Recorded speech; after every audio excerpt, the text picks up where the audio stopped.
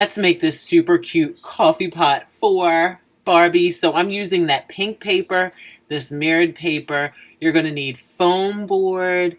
You're going to need that little circle thing for the outline. You're going to need scissors, and you're definitely going to need a hot glue gun.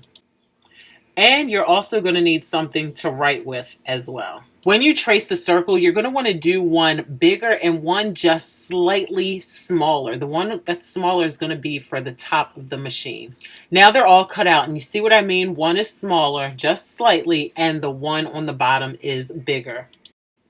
You're going to want to cut out a small square for the back part of the machine, and then you're going to glue it all together.